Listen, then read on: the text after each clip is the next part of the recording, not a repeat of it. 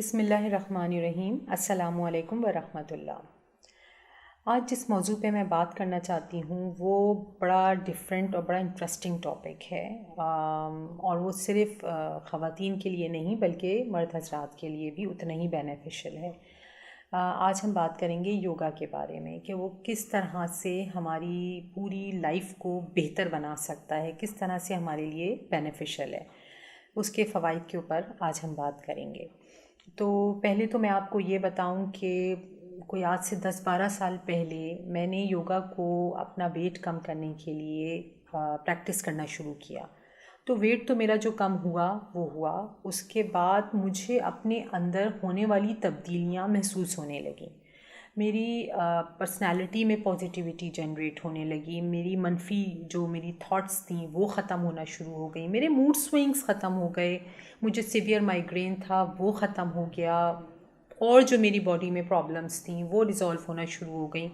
जब मैंने ये इतनी पॉजिटिव चेंजेस और बड़ी रैपिड अपने अंदर महसूस की तो मुझे लगा कि ये कोई आम एक्सरसाइज नहीं है, ये कोई डिफरेंट एक्सरसाइज है। तो मैंने फिर उसको पढ़ना शुरू किया और उसका इम्पैक्ट क्या होता है एक इंसानी ज़िंदगी के ऊपर, उसके पोस्चर्स, उसको करने का तरीक़ा, उसमें जो प्रेशर पॉइंट्स के ऊपर काम किया जाता है, वो सारी चीज़ें जब मैंने डिटेल में उसको पढ़ा तो मैंने सोचा कि मुझे एज अ सब्जेक्ट इसको पढ़ना चाहिए और इसमें कोई इल्म हासिल करना चाहिए। योगी वजाहत इंस्टीट्यूट से मैंने अपना डिप्लोमा कंप्लीट किया और बाकायदा इसको प्रैक्टिस करना शुरू कर दिया अपनी एक फ़ीमेल ट्रेनर के साथ।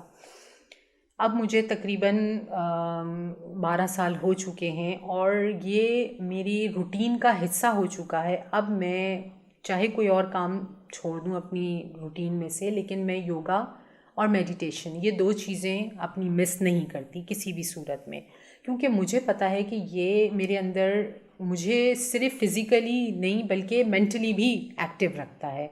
तो अब ये मेरी लाइफ का हिस्सा बन चुका है। इसीलिए आज मैं आप लोगों के सामने बैठी हूँ कि आप लोगों से शेयर करूँ कि ये अगर आप लोग प्रैक्टिस करना शुरू करें तो आप लोगों के लिए भी उतना ही बेनिफिशियल होगा।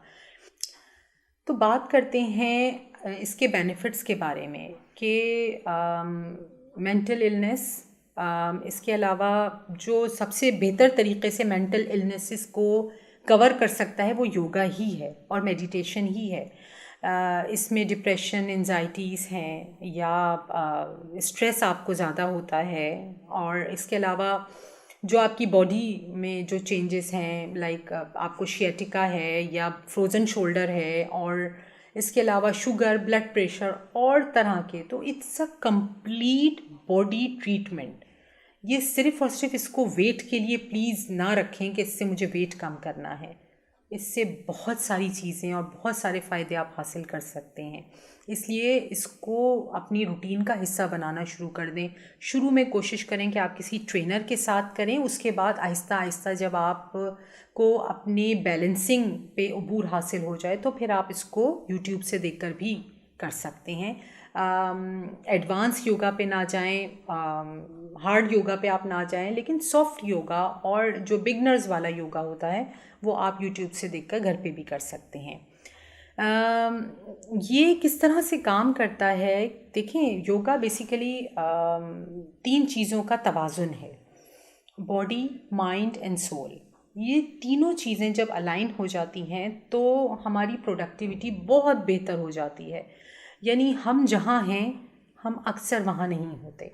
हमारी बॉडी तो होती है लेकिन हमारा माइंड डिस्ट्रैक्ट हो रहा होता है, हम इधर उधर ज़्यादा सोचने लगते हैं।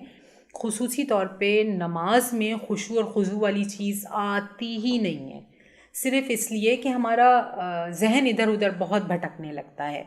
तो ये चीज़ जब हमारी बॉडी, माइंड एंड सोल 3 चीज़ें बैलेंस हो जाती हैं, अलाइन हो जाती हैं, तो हम बहुत माइंडफुली किसी काम को करते हैं। उससे हमारा फोकस लेवल, हमारा कंसंट्रेशन लेवल भी इंक्रीज़ होना शुरू हो जाता है। तो अब हम बात करते हैं कि कितनी तरह के योगा होते हैं। लाइक सबसे पहले हम बात करते हैं प्रेगनेंसी योगा की, अगर आप अपनी प्रेगनेंसी पीरियड में हैं तो अपने 3 महीने का टाइम गुजारने के बाद अपनी कंसल्टेंट या अपनी डॉक्टर से मशवरा करके आप योगा स्टार्ट करें और उसको अपने 6 महीने की प्रेगनेंसी में कंटिन्यू रखें। उसके खुसूसी पोस्चर्स होते हैं, हर तरह के पोस्चर्स नहीं किए जाते, तो कोशिश करें कि प्रेगनेंसी में आप योगा को प्रैक्टिस रखें। 50% तो एटलीस्ट केसेस ड्रॉप हो जाएंगे सिजेरियंस के, ऑपरेशन के। इसके अलावा टीनेज योगा होता है, जो बच्चियों को अगर टीनेज योगा शुरू से कराया जाए तो उनके साइकिल्स काफ़ी बैलेंस रहते हैं। इसके अलावा चाइल्ड योगा होता है, जो 5 से 10 साल की एज के बच्चों को करवाया जाता है, जिससे उनका कंसंट्रेशन लेवल बहुत तेज़ी से इंक्रीज़ होता है, फोकस लेवल इंक्रीज़ होता है। बच्चों को वो करवा सकते हैं। तो कितनी एग्जाम्पल्स हैं जो मैं आपको दे रही हूँ। ओल्ड एज योगा होता है। ओल्ड एज योगा में जो हमारे बुज़ुर्ग हैं, जो सबसे पहली थॉट उनके अंदर क्रिएट होती है रिटायरमेंट के बाद, वो ये कि अब हम किसी काम के नहीं रहे, हम बेकार हो गए हैं। उनको ऐसी योगा की हल्की फुल्की एक्सरसाइजेज में इंगेज रखा जाए तो उनके अंदर ये मनफी थॉट्स डेवलप नहीं होंगी और वो बिज़ी भी रहेंगे। तो ये कैटेगरीज़ हैं: old age yoga, adult yoga, teenage yoga, pregnancy yoga, child yoga. तो इसको कोशिश करें कि अपनी डेली रूटीन में प्रैक्टिस रखें, मेडिटेशन को प्रैक्टिस रखें, अपनी प्रोडक्टिविटी को बेहतर बनाएं, अपना मूड अच्छा रखें, एक खुश ज़िंदगी गुजारें।